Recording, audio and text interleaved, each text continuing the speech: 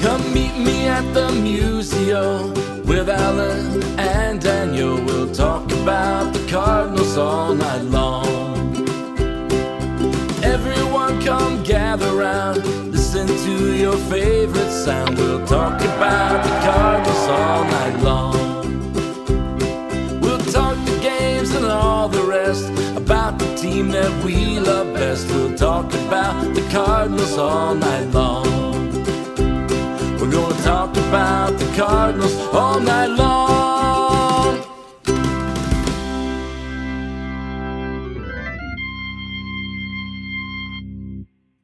Good morning. Welcome into another edition of Meet Me at Musial. I'm your host, Daniel Shoptaw at C70. With me, as always, Alan Medlock, a Medlock One, coming to you Friday morning. Hope you're all going to have a good 4th of July weekend. Cardinals win a game last night that, Alan, I got to say, after that first inning, I didn't see that coming. I honestly, the way that game was going, I expected it to end 5-3 after the first. Yeah, I didn't have a lot of hope with the offense coming around just because of what we've seen and how things have been the past 3 weeks to a month and whatnot. I thought the same thing. I was like, well, you finally jump out, take that lead, and turn right around and give up 5 in the first. I was like, man, I felt like the well had run dry for both clubs, and to see that they showed some grit and came out and battled was really, really nice. And to walk away with a win in Atlanta is huge. Yeah, to beat it. I mean, again, you and I were talking before the show, Atlanta has not played well over the last little bit. They've had injuries, but they're still a team that's leading their division. They're still a very talented team, and you're going into their ballpark, and you win 2 of 3. And, the third game was close. So I think if you're going to use that as a judge, which, I guess it's up to you if you want to, I think that tells you that even though the Cardinals have kind of hit a bit of a rough patch, they may not be too far away from those teams that are going to clearly go into October. Yeah, it's such a transitional part of the schedule right now to where you go into hostile territory with a roster that's really, really good. We do know they're scuffling. We do know they have some injuries, but they're still the Braves. They're still leading the division, and you're going into a holiday weekend where things are getting ready to ramp up. The heat's getting hot across the country. You're starting to look at the break and the deadline and all those things to where a lot of movement really probably needs to take place. So the longer the Cardinals can stay in this thing, the better. The more you become a believer, and when you can win some series like this, you show that you belong. I think that I think that you and I are on the side of, are they short some pitching? We talked about that a little bit before game. Before the show, that we don't know if they have that true guy that can go out there and stop a losing streak for you. And then offensively, they're still in this transition of, we're trying to figure out who they are. They're young. It's going to be the ebbs and flows of the season. But here we are, and July 3rd, and it's exciting and going into a huge part of the schedule starting today. I can only imagine what the environment will be in Wrigley this weekend. Yeah, it'll be kind of crazy for sure. It is interesting. I don't know if it's the heat. I don't know if it was moving out of Busch. I don't know what it was. But I mean, the Cardinals hit 5-6 home runs in this series versus hitting like 2 over the last week or so. I don't know if that's I don't think you can make that wholly a function of Busch Stadium, but if the bats are going to come around like we saw in these games against Atlanta, that's a big deal, and that could make for a wild weekend as well as the Cubs. And if the Cubs offense is going and the Cardinals offense is going in Wrigley Field, we know what kind of scores could show up then. Yeah, the extra base, the power dissipates sometimes for the Cardinals. Mm-hmm. It's kind of crazy, and I think that dictates a lot of their the offense really. But to see Walker Burleson at homer last night, which that may be indicative of probably of the Braves pitching more than anything. But hey, it's getting hot and the ball maybe start flying a little bit. So yeah, I don't know. That's it. That is a little worrisome for this weekend too, considering what the weather might be. Yeah, and Church went deep last night as well. So, Yeah, sure. yeah, Second of the series. yeah, yeah. I mean, it's I gotta tell. I don't know. I mean, if you're looking at surprises on this year, I think Nathan Church is right up there, right? I mean, he was. I think most of us, or I know I did, thought fourth outfielder, kind of that guy that might bounce around from Memphis to St. Louis, just kind of guy that can play some defense. Obviously, the bat is stronger than we thought it would be. Again, who knows how long that carries on, but for the most part, I think he's been one of the real surprises this year. Yeah, I mean that's kind of how I felt as well. Like last year, the call up, it just felt like I don't know. I mean, not ballyhooed. One of those just to bring up throw in type deal that you didn't think. It was just like, hey, let's just fill the innings, figure it out. We're gonna move these guys anyway. Let's these are just pieces of the puzzle at this point. To play such a big role and to be paired with Scott and Walker to where that outfield almost became elite, to see that now he's kind of hitting and taking that center field role away while Victor Scott's figuring some stuff out in the farm system is pretty big. I never gave a lot of credit, but it's gotten to the point where I actually really like Church. And that I don't know if I could have necessarily said that to start the season, because I thought that was just another one of those throw-ins of, hey, let's just get some at-bats and everything while we can. Yeah. Yeah. I mean, and I don't think very many people expected here at, beginning of July for him to be the starting center fielder and not Victor Scott. I don't know if anybody expected a whole lot out of Victor Scott, but again, and we've talked about this a lot, it's this mentality that we're shifting our mentality because of the front office, because past front offices might have left Victor Scott out there, right? Or, in the majors, he's got to figure it out. I think by some point in time, they probably would have demoted him because Victor was having some real struggles at the major league level. And I haven't looked to see what he's done in Memphis as of late. I haven't heard his name a lot, which kind of is a little bit concerning. But yeah, for him to come out there and I think even if Victor Scott was playing, close to what he normally plays, Nathan Church might have taken that spot over anyway, just because he has been significantly better offensively than what we expected. Yeah, the mainstay of the lineup has been really, really nice, and at this point, I mean, I don't think you lose much of anything defensively, and there's some excitement to me on a defensive outfield, where you could possibly have your Walker Scott Church type situation. I say that defensively now, but I really like having Newtbar back as well on the offensive tick, and in one of those, and it just makes it makes the lineup look full. Newtbar has been a big addition back, but yeah, to rally back around. I mean, I feel like Church it belongs at this point, and kind of has kind of been a kind of a spark plug for the culture, so to speak. The guy that was kind of under the radar comes in, does his job, and seems to have done it well and fits in well.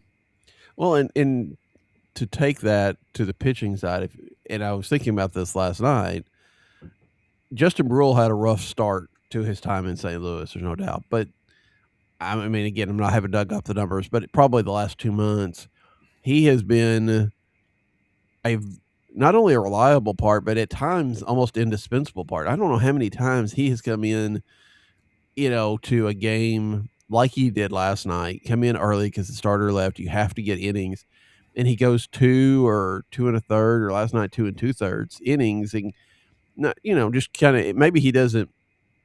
Maybe they don't win those games, but he keeps it close, right? He's keeping, putting up zeros or something like that. And for a guy that I thought was, just an inning guy, really focused on, lefties, for him to come in so often and take multiple innings in a spot where the Cardinals really need him to do that, I think has been huge. I mean, he's not your first option out of the pen if you need to lock something down, but he's been pretty effective over a while. Sure. I mean, no, I agree with that. I mean, the 2 innings last night that were very big considering the Mhm. circumstances of the injury and quite frankly the ineffectiveness of May Yeah. last night. I feel like that was huge, and you touched on something too. I feel like I really like the composition of the bullpen. Mhm. I like the multiple inning ability of Brule. I really like it of Graceffo. I like having that, like we talked about last week with Dobbins a little bit, to where I like the multiple inning guys. And a couple weeks ago we talked about how we've had the Cardinals have had those before and they haven't utilized them. Mhm. So to see in a situation where they've worked out so well, and here in the past few weeks to help win series, I mean, I just feel like that's huge. But you're right, you're 100% spot on. As in, that's Brule's not the name that you come out to get the big out. That the lefty of the pin to do that's Romero. But I will say this: I feel like Romero, Soriano, O'Brien have been counted on so much to get those outs that I think they're a little bit tired. Like Mhm. Soriano, I think has been a fantastic signing, but you Yeah. can tell he's wearing it a little bit right now, more so than he was in the early part of the season. To where a situation like this of Brule is just huge. To come in 2 innings, 2+ innings, get out of these things, get you out of a tough situation, especially after the 5-run first, that you kind of stabilize and give yourself a chance to win at that point. And I think that he and Grosefo have just been huge members of the pen that have saved some of the others that at some point has been really, really, it's been a tightrope essentially. Yeah. Yeah. I mean, I don't really think of anybody. There's always been in the last few years that guy that you really never wanted to see come into the ball game, right? That Yeah, more often than not was kind of going to make it look ugly.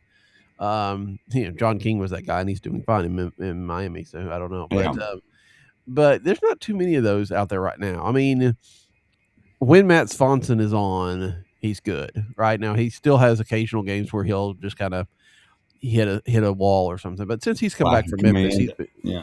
been pretty good. And I think we've seen good stuff out of Max Ragic too. For the most part, I didn't know necessarily what to expect out of him, but he's been a solid contributor. So I don't know that there's a huge weak link. I mean, they're not all superstars, but if you need 3 outs, I think almost all of them on a given night can do that. Sure. I think your issues with Swanson and Ratchick are both learning the big league strike zone or the Mhm. big league approach as opposed to the minor league approach. You know what I mean? Because Yeah. I feel like they don't throw enough strikes, but I think that's more indicative of what big league hitters will set on, to where you look want your effectiveness in the minor league systems and upcoming are better just because of well, not necessarily the talent level, but the experience level more than Mhm. anything. Yeah. So I think that both of them, whenever they like Swanson's is just nasty, Yeah. whenever his breaking stuff, but then it's also one of those that he is breaking stuff, lacks command sometimes, and maybe that's more of just. I truly feel like it's just more of the big league hero approach that knows that they can set on something with spin and not, and that just shows how good these guys are. But no, they're big parts. I've been impressed with both of them, and I feel like eventually when they throw more strikes, that they're going to be really, really effective. I mean, Swanson was really good last year, and he took that Yeah, step back this year somewhat. And maybe it is because he just lost to some of the commanders. Maybe again, second time around. As teams have had a sure, chance to plan for him, maybe he had to change things up a little bit. Um, but I still, I mean, there are games where it gets out of hand on him. But for the most part, I'm good with him coming into a game. And you're right. I on Soriano, I think we saw that last night. He put I can't remember a runner on. I know he had a guy that he was just it was I got 3-2 I think on another bat. It might have I don't know if it would have loaded the bases or whatever. And he got out of that jam. It does feel like he's been a little less automatic as of late. And you're probably right. It probably is a bit of of fatigue. I have to look at his career. I don't know if he's ever pitched a full season in the Sure. big leagues as well. So there may be some fatigue in that. And again, all these guys, as we get into, you and I are talking about how hot it is here. Went down to Atlanta. It was hot down there. They're going to be dealing with heat a little bit more than they have been, and I think that's going to be something that they're going to have to adjust to as well. I mean, obviously they're used to that. They're ball players. They do this every year, but it still has to be some sort of adjustment because that kind of heat will sap you pretty quickly. Yeah, that's it just seems to be cranking up right now, and um, yeah, I mean summer, and it's going to be tough. I mean, I'm curious to see what kind of an uptick we may see in the offense.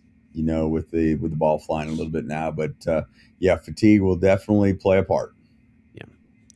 So let's talk a little bit about Dustin May because obviously, 2 starts ago he has the complete game one hitter. And he didn't go, I don't remember it. I mean, he's over 100 pitches, but not by much, right? 100, 105 at the most, I think.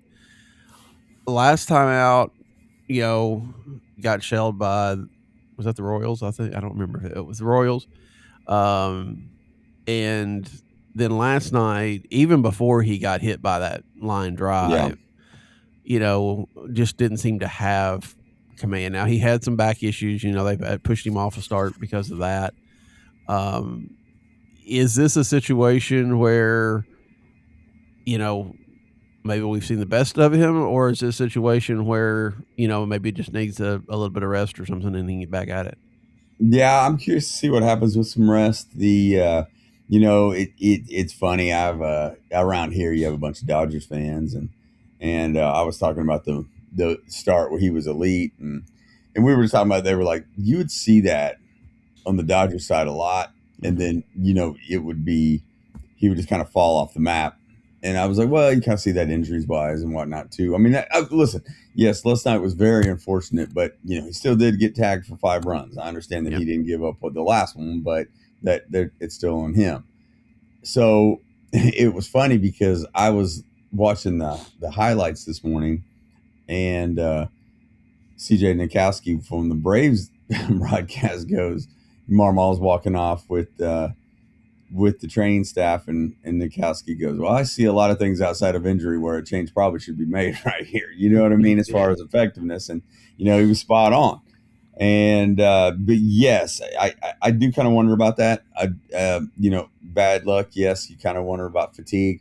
I have no doubt. I had a feeling that after the elite start, there would be a setback, not because of just historically those things can happen, and especially for somebody that's fought innings limits and pitch limits, due to injuries the past few years. But yeah, you do wonder, and it's always one of those situations where you start thinking, is this the worst time for this to happen? Because he was probably out the door anyway. But I don't know if anybody that's going to make that trade is not going to say, hey, we know what he is. You're going to get the one great start out of every 3 and go from there. So, not to rally everything back to the deadline, so to speak. It is kind of funny how some of these things always seem to happen right as that talk starts getting really heavy. Yeah. I mean, of course, some Cardinal fans have been talking about the trade deadline for a month now, so it's not surprising. That's true. But and you're I'm right. guilty It of does that feel somewhat. like, yeah, it does feel like that's, about the time you start thinking, you get a little bit concerned about guys that have bad starts or injuries or something like that at this time of year because of that kind of thing. I wonder, I would have been interesting to see, because we've seen it on a lot of pitchers, especially lately. I mean, but I think a lot of pitchers have this where they take a while to settle in, and then then they're fine. So if you get to them in the first, and if you don't get to them in the first, then you're in trouble. I'm not saying that would have happened with Dustin May last night at all. I would have just liked to seen if that would have been the case. Now he would have had to get out of the first inning, which was looking like trouble, right? Yeah. But if he'd gotten out of that healthy, I would have liked to see if he could have settled in and pitched 3 or 4 innings of shutout ball. He might not have been able to. I mean, that's Yeah. he pitched only the 2 innings against the Royals and gave up 6 runs, and it was kind of some in the first and some in the second, and so. But I would have liked to known. Okay, is this just a can't get settled in, especially after having back problems, or was this a bigger issue? So who knows? And the thing is, we may get a chance. I mean, the way the schedule runs, he may get another chance to pitch against the Braves in Busch next weekend. Sure. And that might be an interesting test as well. Now, it's assuming he's going to be healthy enough. The X-rays on his ankle were negative. He's still feeling the pain, so most likely they're going to take that day by day a little bit. But that's a big deal because that 5-game series against the Brewers starts Monday, and I mean, one, if you want to have any chance of winning the division, you want to play well in that series. But two, you're going to need 5 pitchers, and if he's not ready to go, that's going to cause a problem. I mean, you're going to have to make some sort of, you're going to have to make some sort of roster move. Yeah, I kind of wondered about that last night. Like, man, this is a big series coming up, and I did kind of wonder if there would be a move made fairly quickly, or if something would happen to where they would have to bring someone up. And then I started kind of looking who that could potentially be. Yeah, it's big. I mean, next week carries a really heavy load. If you were to somehow sneak out a series win in Chicago, which will be tough, but could happen, and then you turn around and play the 5. That's to keep a head above water, but you can make some headway real quick to where those starting spots are going to be really, really big. So, yeah, I mean, it's a lot of intrigue to see how that's going to happen. Skipped one start, comes back, potentially gets hurt in the next. In a situation where you need innings in a desperate way, I'm kind of curious to see what they do. Yeah, I am as well, because even if Dustin May is ready to go, I don't know how much you trust him to go 5 or 6 innings. Yeah. If you think he's dealing with, I mean, just because you may not know how much he's dealing with that thing. I was very surprised. I don't know about you watching it last night. I was surprised they left him in for any more after that he got hit. Agreed. Yeah. Because it was just like, he may tell you he's okay, and he doesn't look okay.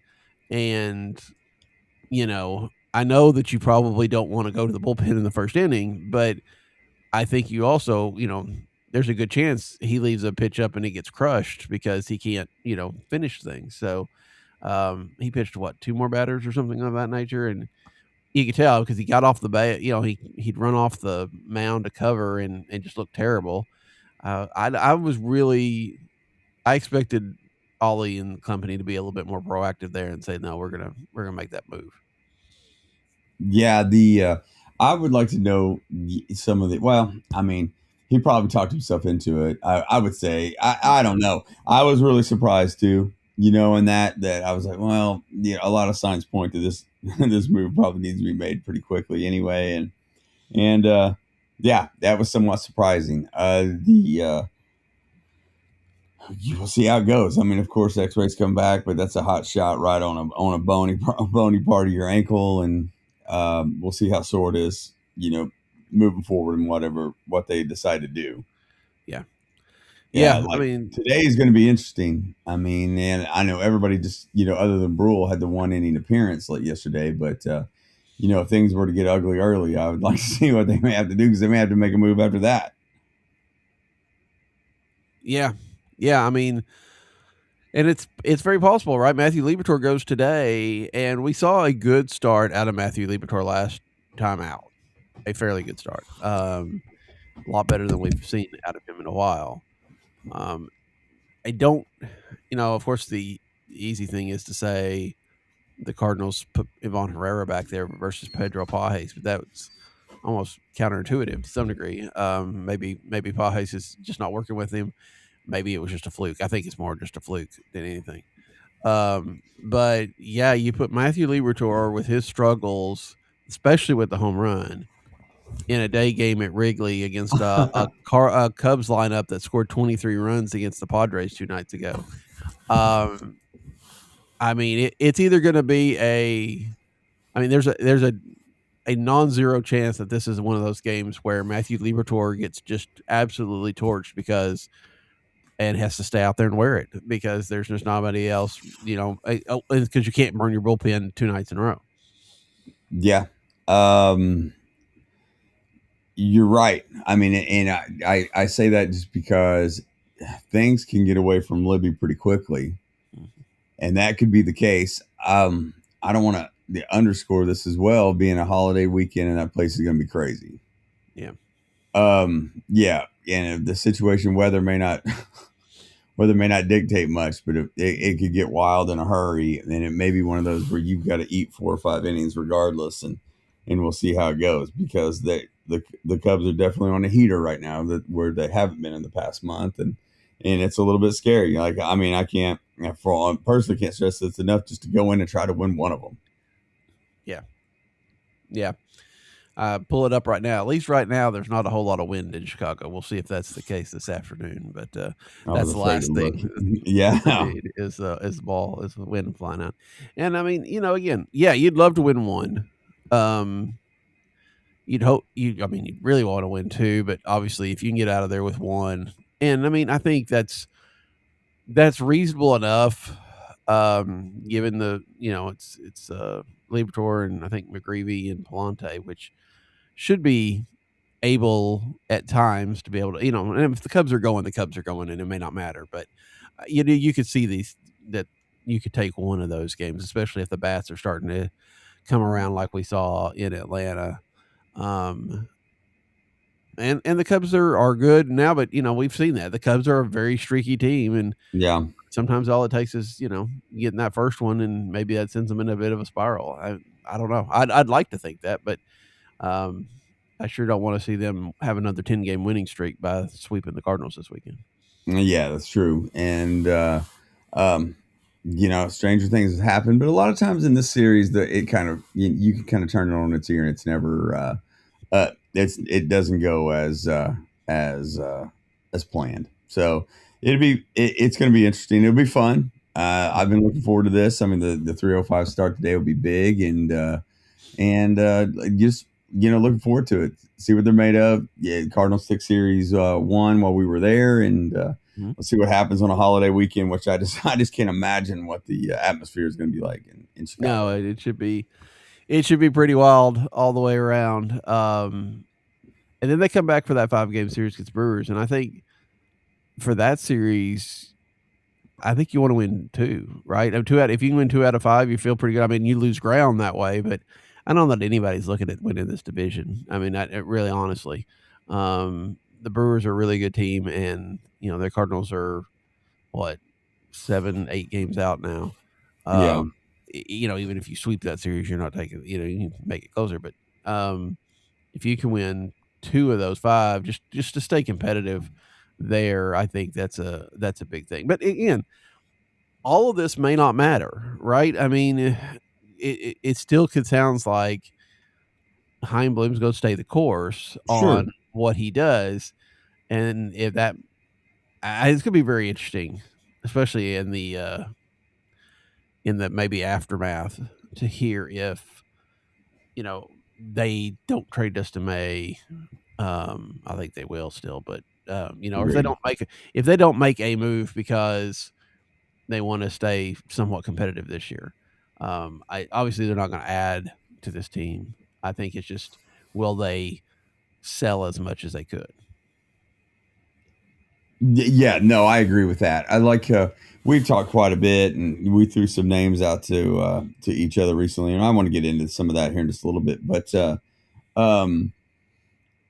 yeah, I don't think the plan is going to be any different, and I think that we'll probably hear that mapped out after the deadline a little bit of you moving some of the pieces. Your goal was to have these guys be successful to maximize your return and to keep the long-term plan in focus. I think that that's going to happen regardless. I don't know if there was going to be necessarily any big ads or to fill a gap that you feel that you were short, to where you're going to move out somebody that you're trying to it's still their proving ground. I don't think that it's going to be cut short on anybody. I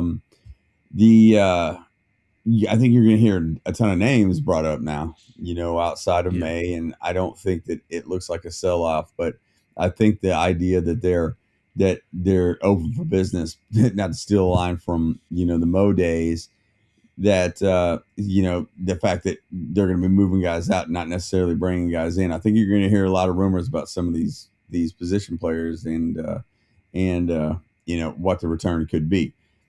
Agree with you. I agree with you though that it's not going to be. I don't know if it's necessarily the focus. I don't know if this is a hard no, but I don't think the focus is going to be what you can return to the big league roster this year. Right. No, I agree. And this is a difference, when we've been talking about this over the last couple of weeks, the Cardinals were in the first wild card spot. They were up by, 3 or 4 games. And it really felt like this is a team that, had a decent or had a real good chance in October. Now they're in the wild card spot, but they're in the 3rd spot and they're only a game ahead of the Marlins. It makes it easier for you to say, we're not going to just stake our claim on a, fluke. Let's get in and see if we can do something, because that's, we'll plan for a deeper run. Yeah.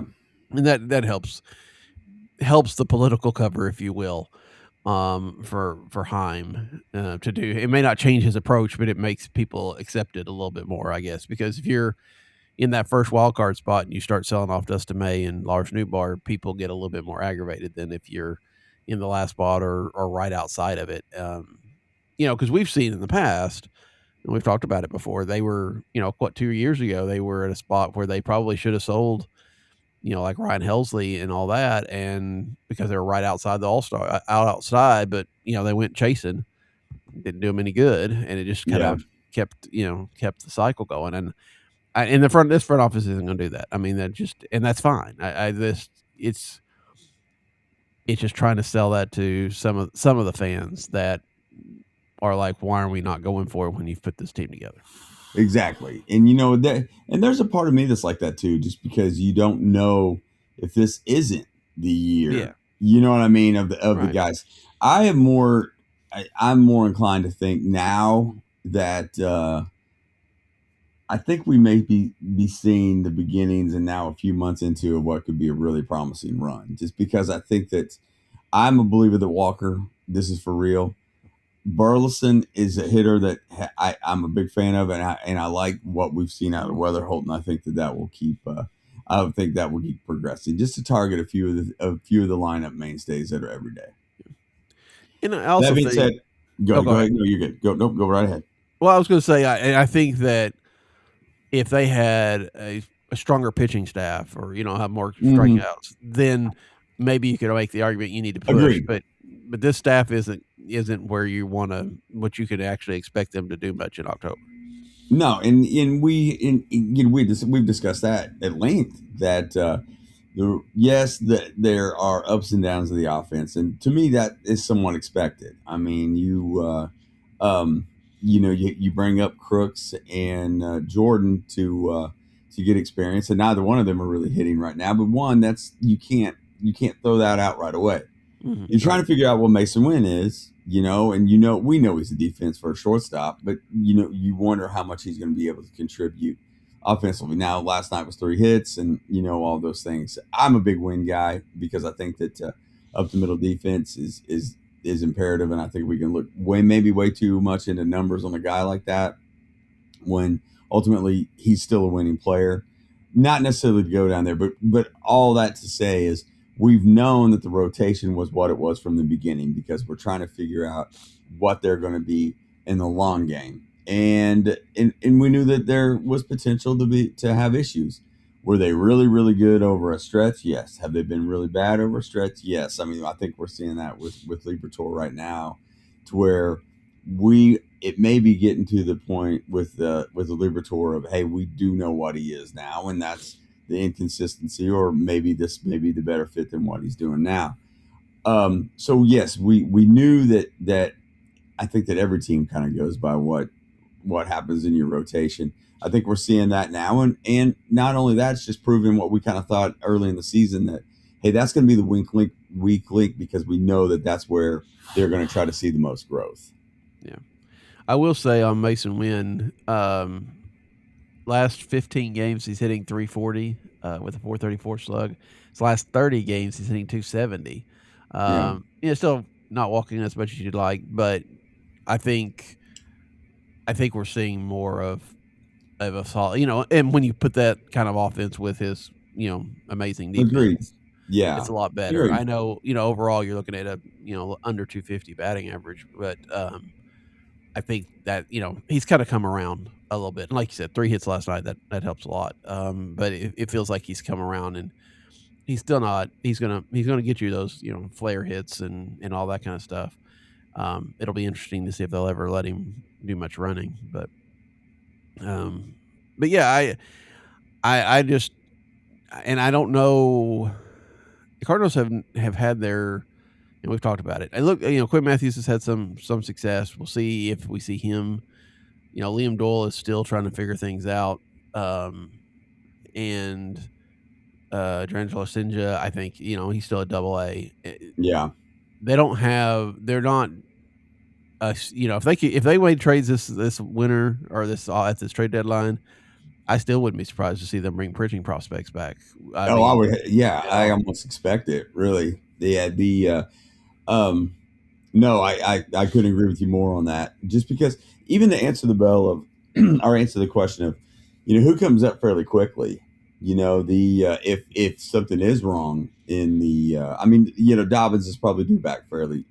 Right. Yeah, his time's got to be pretty quick. So that would He'll probably be make the one call. of those starts against Milwaukee anyway. Yeah, I was kind of thinking the same thing. And then, so there are guys there, but you do kind of wonder. It's not that, hey, let's give this guy a start because he's done so well, and we think that'll bring a little bit of energy. I don't know if there's necessarily that guy right now in the system. Probably the closest to that would be Masyn Molina, who just recently got promoted to AAA, but he just got to AAA, so and he's not on the 40 man, so that would cause some issues. But he's probably the one that has made the most of an impact this year. Which I would love to have another lefty in the rotation. That would be awesome. If they, one time through would be really, really cool. I thought about that too. Yeah. And Kyle may be out there telling us, screaming at us because we're not thinking of other people. But no, I get it. Yeah. If you want to know about them, listen to Walton and Reese on Wednesdays. That's what. No, that's not. We don't do this right. So, yeah, I think it's just going to be very interesting. Shifting gears a little bit, we'll come back to the Cardinals in a minute, but I don't want to forget. How surprised were you with this news that John Mozeliak's taking over the Angels? None. Really? None. I did not think that his time out of baseball was going to be very long. Mm-hmm. If you want to know the truth, I'm really, really surprised that Colorado didn't bring him back in some role, kind of like the Cardinals did with Bloom, in a different animal. I kind of wondered if Colorado wouldn't bring him in, knowing that they still have history, because the owners are still the same of, hey, can you do an evaluation of us and see what can happen? I kind of thought something like that would happen right away. Sounds like that's the angle that Moreno is going to go. And I worry more about what Mo is going to be able to take out of the Cardinal system, as far as coaches going, and if it's, if there's a Flores type move, to be made, considering that Flores is a California guy. Those are some of the concerns that I have. But quite honestly, just with the track record of success, I thought he would be involved in another organization fairly quickly. Yeah, it was very, and I think you're right on Flores. He's been buzzed around as a GM out there. Like maybe Mo would tap him. I don't know how much else the Cardinals will lose, just because this does sound like a short-term deal for Mo. Yeah. If there are guys that are looking to upward mobility, that may, having him in their corner might help. But I don't know that he's going to. It's definitely not going to be a Jeff Ludnow thing where he took like half the front office with him to Houston. Yeah. And that one of the reasons the Cardinals struggled over the last few years is so many people went with him. I was just, a little bit surprised, in part because, he didn't have necessarily a connection with the Angels. It does sound like the owner didn't have anything to do with it, but you're right. It does sound like he's there. And I think that's the thing. And maybe that's the reason you didn't get that kind of thing in Colorado, is you need an ownership that's willing to make the changes, right? Yeah. And Colorado was starting to turn the ship. They got DePodesta and everything, but they're still a long way. And I don't know how much ownership's going to buy into that, because a lot of the times, and that's the case in Anaheim too, the owner's a big part of the problem. Yeah. And they don't necessarily want to hear that. So I don't know. I'm going to be interested to see mm, what Mo does, but again, more than anything, how long Mo lasts out there. I mean, is he going to be like end of the season, and this offseason they'll find somebody else? Is he going to, start, some of the next year there too? I don't know. I think it's going to be kind of interesting, but it does sound like he's doing a little bit of that Heim Bloom role of let's look at the system and let's see what we can change. Want to elevate your travel experience? Here's how. With a Delta SkyMiles Reserve American Express card, you can relax before your flight in the Delta Sky Club with up to 15 visits per medallion year. And now through July 15th, 2026, you can earn up to 125,000 bonus miles, so you're closer to your next adventure. The Delta SkyMiles Reserve card. Check out the new design at www.delta.com/Spotify. Minimum spending requirements and terms apply. We're going to need a bigger cake with room for 250 candles. I'm Josh Spiegel, host of the podcast Lunatic in the Newsroom. Join me and my guest BJ Shea as we celebrate America's big birthday. What are the best and worst American inventions? How would the founding fathers feel about today's America? What's the most American thing? And what will America look like at 500? Join our celebration this week on Lunatic in the Newsroom. Yeah. That evaluation process will be interesting. I mean, I right before the break, rushing through, I don't know, they're just such a mess. And we've said that forever, that, I think we know where the problem is, and I think it's widely known where the problem is there. And, I think that the people of Anaheim would like to see that, if they know that it's going to stay there, to sell the franchise and to move on, like he's tried to do multiple times. Right. That's ugly. I mean, that's the ugly part of the sport, to be honest with you, and the things that we don't see of no one ever wants to work stoppages, and that's not what we're wanting. But you also don't want to see a situation where somebody could sit on a franchise like they have for years and do the things they've done. It's somewhat ugly. So that one, there's a bit of peace for me to see Mo involved. You're just like, this could be kind of cool, where that time that had run its course here, and Right. the messaging had gotten stale. Hey, go out there and see if you can do something and build a team out west that's somewhat interesting to me to watch. Yeah, that kind of reminds me of Whitey Herzog went out there and worked with Gene Autry for a while in the front office role after being in St. Louis. So there's a lot of connections, it seems like, California. Yeah, it's nuts. Yeah, for that kind of team out there, team that we don't, until this balance schedule thing, we didn't see a whole lot. There are a number of connections, so it's kind of interesting. Yeah, we'll see how that all goes.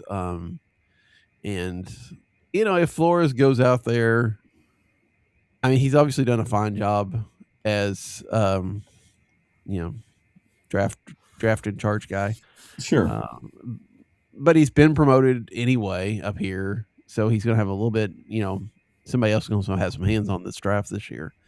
And I will say, I trust Heim Bloom and company to come up with somebody that would replace him.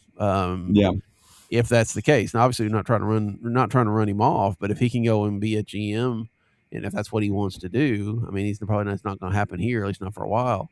So if he can get that job, I do think that the Cardinals could get somebody in that would mesh with the philosophy and probably not miss too much of a beat. Yeah. I'm sure that I mean, maybe we overvalue some of those spots. Mm-hmm. I mean, I'm a Flores guy. Just one, I remember him as a player. Long story. I won't get into that. But as far as I would like to see him stay in the organization, because I feel like they've drafted extremely well, and there's just like on the Bloom deal, like everything right now seems to be clicking, and you kind of want it to go that direction. But you also, a pat on the back for any kind of promotion type situation, which I would almost expect to happen, but maybe wrong on that. But you're right. I mean, it's also one of those. How much would we notice? Yeah, I mean, I remember asking Kyle when he was on. I think it was last year.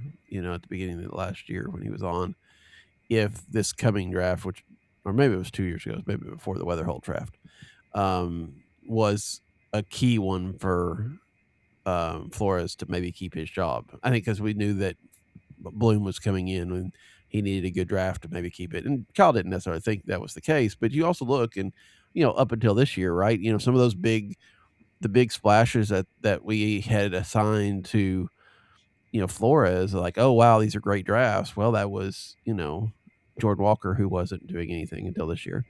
Nolan Gorman, Tink Hintz, a lot of guys that there was a lot of buzz about, but hadn't necessarily played out. Now, granted, that's probably more on the development side than on the drafting side, but and they obviously did a great job getting Weatherholt, and I think with Liam Doyle and Tanner Franklin and all those kind of things. So, I'm not casting aspersions, but there was a time not too long ago when you looked at the production of what had come out of those drafts, and you wondered if things would change. So I don't know. Like I said, obviously, hope it'd be great if he stays, but I think they can find a replacement if he doesn't. Sure, and it would be Bloom making the decision. You know what I mean? Which so you never know. Yeah, and so far we haven't gotten a whole lot of not trusting Bloom yet, so we're still in that phase. So, all right. What else? What else we got about the Cardinals before we wrapped it up?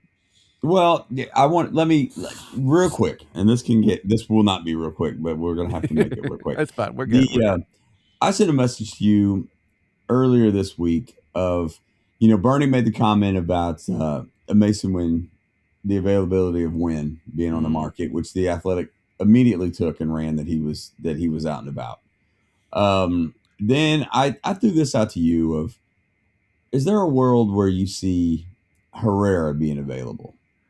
And of course you came back and said, no, probably not because of this and this and this, which I wholeheartedly agree with you.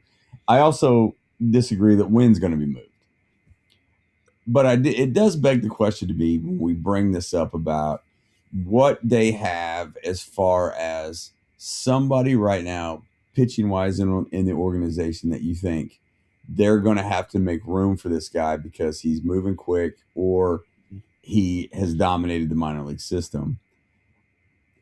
I do wonder if one of the names that we brought up, which I don't think would be traded, if those would be the pieces that you would have to move to get somebody that you could put in Memphis, because they've done just about that they've succeeded in every other minor league market. They're on some teams top 10 of their the prospect sheets. If you were to go and get somebody like that, if those were some of the names that you would have to trade to get guys like that, you know what I mean? To bring a guy that would be your Weatherholt, Walker, Burleson guy in a rotation next year. Yeah, I think that's very possible. I don't think that's the kind of trade that gets made at the trade deadline. Yeah, that's a great point. That's a really good point. With this winter being so possibly very, very cold, it's hard to know when that would happen. But yeah, in a vacuum, if you're looking for that kind of prospect, then yeah, you're probably gonna have to trade a Herrera or somebody else. Now, or you look at, I mean, I know nobody wants to talk about that, but you look at a Raynel Rodriguez, right? And that kind of top 10 prospect for top 10 prospect, that kind of thing. I don't know that that's what the Cardinals want to do. I mean, I think they would much rather. The only way they get, and they're not going to get a guy like that in this kind of trade, but the way they could get a decent pitching prospect would be to trade at this deadline. They trade Lars Nootbaar for some sort of expiring contract and get a prospect along with it. That kind of thing where they're, a contender wants Lars, and the Cardinals are like, they're going to buy the prospect by taking on the contract. That kind of thing they could do. But I can't. And I saw that about Bernie, put that out, and Yeah. and Bernie's going to be on the show next week, so maybe we'll talk about that more. But I understand the logic behind it. Yeah. And I want to say it was also very obvious. He was not like, you just trade Masyn Winn to trade Masyn Winn. You No. you Yeah. get a huge return from Masyn Winn, and I think in that regard, anybody should be on the the table, right? I mean, if somebody Sure. came to you today and said, I don't know, Jacob Mizorowski for Jordan Walker, would you talk about that? Yeah. I mean, I think I don't know that you dismiss it completely out of hand, right? I mean, also the Brewers don't do that, but that kind of thing. Everybody, even the non-touchables are possible to be touched at the right time. But with what Winn brings to the table, and obviously I'm a huge fan. You know that. We know Yeah. I'm a big Oh, yeah. Winn Agreed. fan. So, I don't. I mean, I would have to be overwhelmed to think that they would trade him, because his offense, like I said, his offense is getting better. I think there's still plenty there. He's never going to be a huge guy, but I was looking at, and we were talking about it online. And again, you hate to drag Ozzie Smith into any conversation because that's not really fair to Masyn Winn. But we looked at like Ozzie's WRC plus his four or 5 years. They're right in the same line with Masyn Winn's, right? And then Sure. Ozzie took a jump and then made it 100, and league average or a little over league average for a few years, and so I just because it's been 2 or 3 years and he hasn't necessarily gotten up to that point, I don't know that that's not still in the possibilities. So, but yeah, I think that there comes a point where, especially if you want to trade for a top prospect of somebody else's, you have to be willing to trade one of yours as well, or you have to be willing to trade an established major leaguer that has a lot of control. And so I don't know. I think that, and we've talked about this, right? That Lars Nootbaar and Dustin May make a lot of sense at the trade deadline to be traded, because Joshua Baez has his 28 home runs at Memphis, and I don't see a way that he gets to St. Louis if Lars Nootbaar is still on this roster. Yeah. I would think that, and we talked about this a little bit last week, to where May and Nootbaar are the ones that I think are the shining stars of what you can move. Mm-hmm. We've had some talks of bullpen pieces, and I'm sure Romero could get something. I'm sure O'Brien could get something. One of those type deals. But you don't necessarily have to trade those guys right now, and that's another way to where you don't and move those for incremental guys. And that's also a way that you can kind of have that soft landing spot of, hey, let's keep the bullpen intact because we know that you can rebuild those, and that return's not going to be great. To where a Nootbaar, I think that you can probably get a notable guy that's in somebody's farm system that's that's an upside minor league pitcher, and I think that you could do that with May as well. And both of them kind of come with the same injury baggage anyway. One of those. So your value may be there on both of those, and those are the guys that I could potentially see moving in the same way that you just mentioned. Yeah. Nootbaar, it's going to be interesting to see how people value Nootbaar because coming off of that heel surgery, he's looked very good, and the idea of, okay, he's been playing on hurt heels and now he's playing on healthy heels. What does that mean?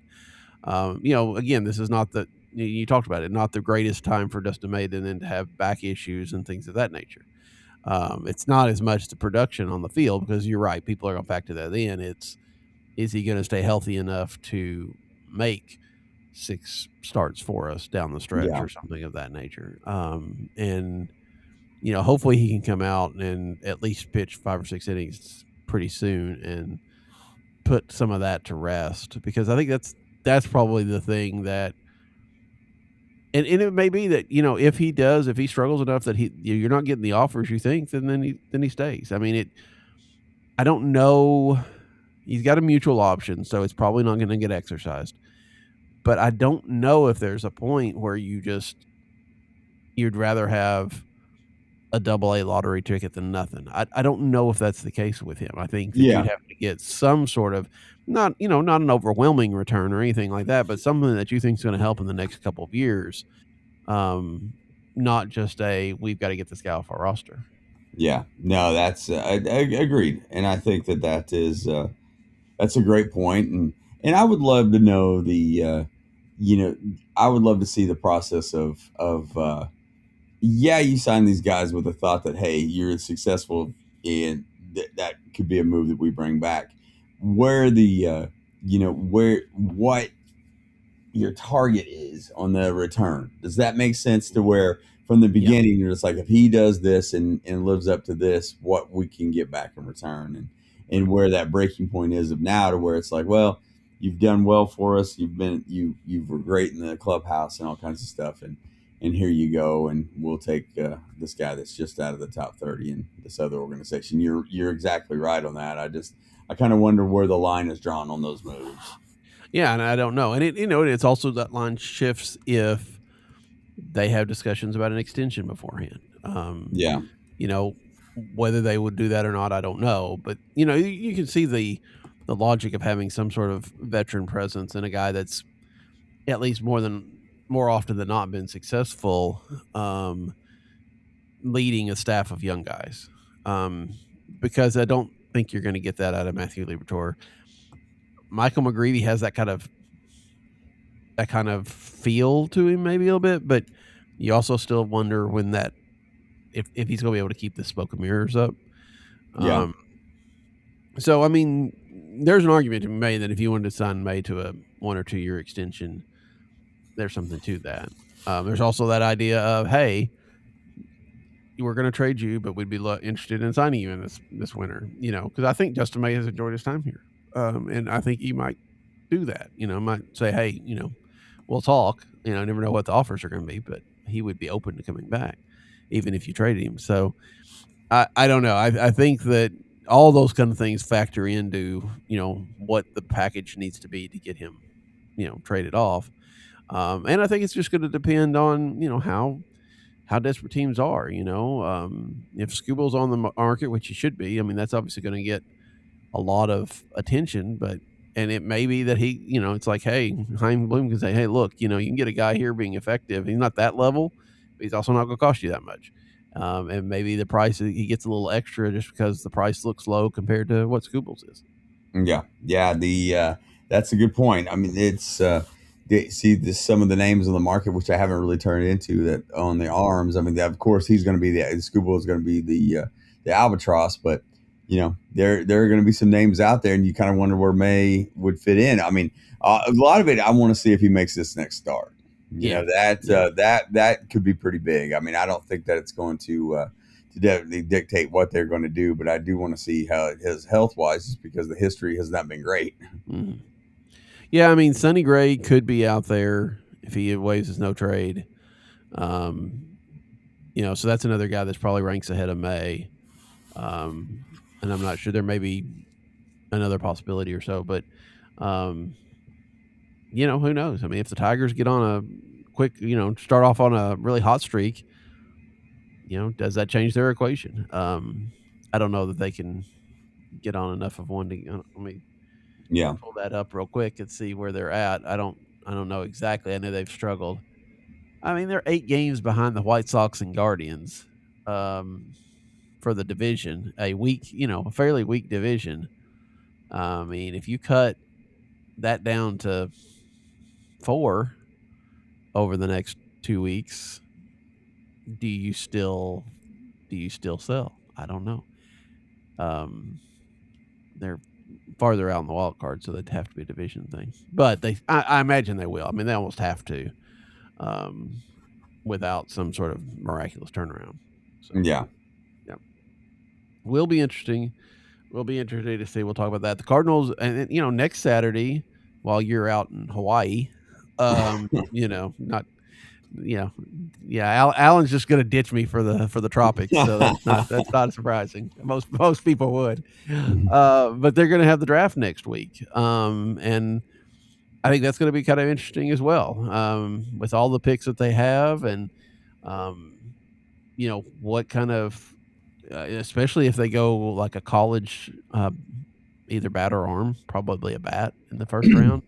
How fast does that impact things? How fast where are they going to put this guy? Where does he start?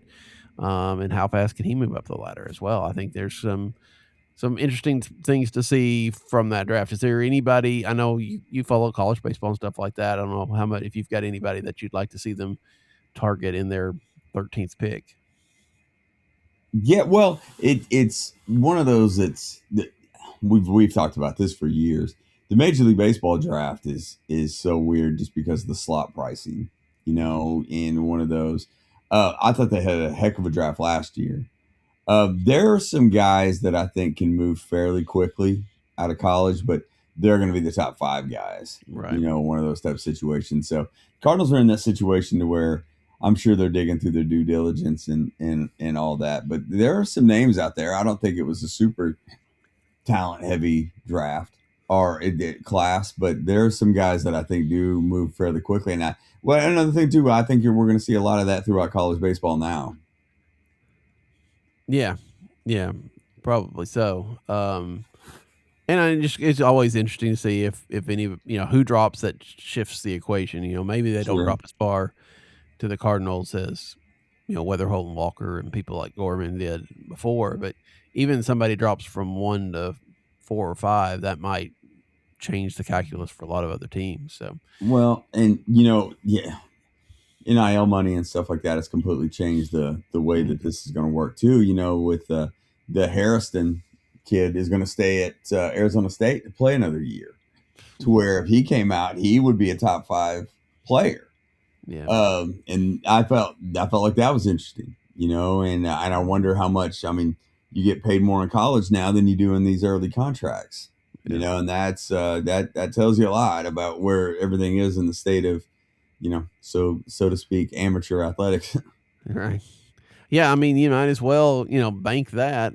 Yeah. I mean, granted, you're hoping you don't get injured or your stock doesn't drop too far, but that's money in the bank. And then, hopefully you're getting a contract that's, even if you fall out of the top 5, you're still getting a contract that's comparable and you've got that extra money set aside. So, I imagine it has made quite an impact. It's a lot different than, jumping and it has probably affected the teams a lot as well, right? Because used to be they could try to lowball somebody and somebody would sign just because they wanted to be a ball player. But now with the money they've made, like I said, if they don't even bother coming out for the draft. Yeah. The it's a strange state of affairs right now, and I worry about where this is going. But in the long term, I also have been one that has been excited to where it could end up. As far as the gap between college baseball and professional baseball. Yeah, I mean, there's a lot of turmoil, a lot of things going on, and we'll see if I don't know if the CBA will touch on any of that because some of that's on, like you said, on the college side with the NIL money, but and I mean, obviously they made that. We talked about it, I think last week, the CBA offer that keep high school kids out, and you had to be 20 to get drafted, and I don't think that's going to happen, but that would make a significant impact as well. But anyway, Alan, like I said, Alan will be on the beach next week. Bernie Miklaus will be filling in, and we'll be interested to talk with him as we get through this rough stretch and head right into the All-Star break. But until next time, for Alan, I'm Daniel. Good night. Good night. And a home